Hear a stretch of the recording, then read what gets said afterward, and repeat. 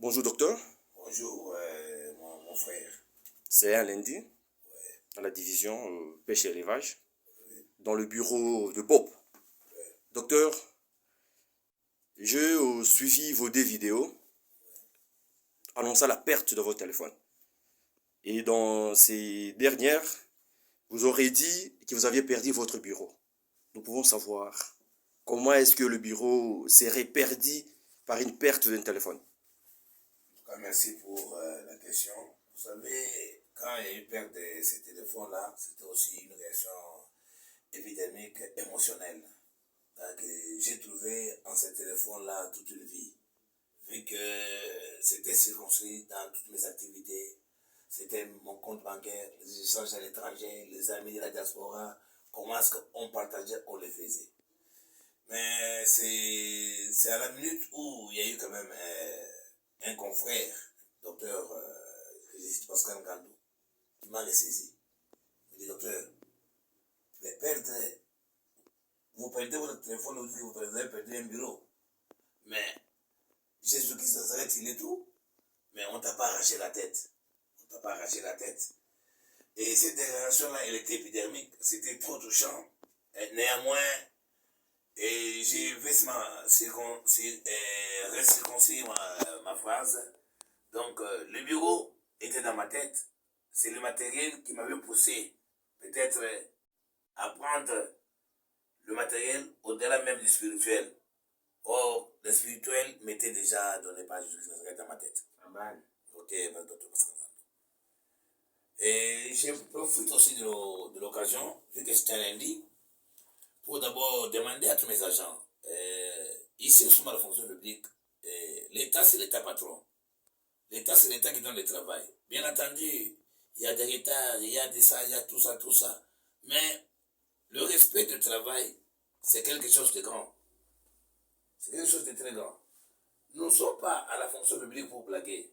Nous ne sommes pas à la fonction publique pour être comme des traînards. Nous devons être là des ponctuels.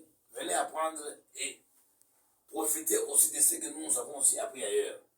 Nous avons de l'expertise et de l'expérience ailleurs que nous voulons aussi donner à la génération qui vient, qui est de venir. Ici, nous sommes au ministère de la division provinciale de pêche et élevage.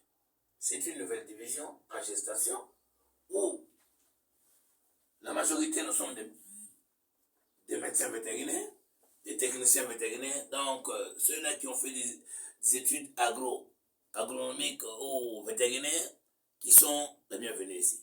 Et quand on vous a choisi comme étant de nouvelles unités, venez aussi apprendre.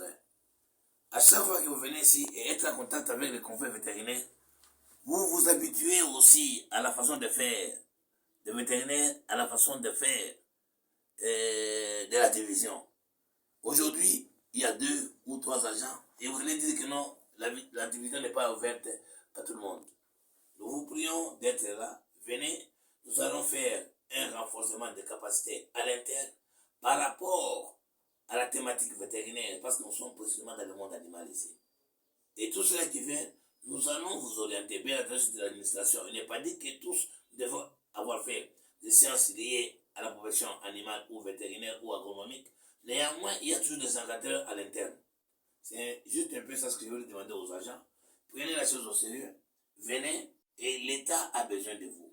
Nous passons une période de turbulence, mais avec le nouveau gouvernement, dirigé par Saman Kondé, avec le président de la République Fatih Beton, comme il l'a dit lui-même, il va changer. Il est là pour l'État et pour l'administration.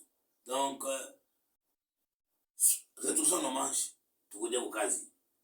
Alors, pour terminer, j'aimerais remercier tous ceux-là qui nous ont vraiment soutenus dans cette période de turbulence où nous avons passé. Je remercie personnellement tout le monde et je souhaite à tous un bon lundi et rendez-vous sur notre page Practitioner Congo Federal Doctors. Wonderful.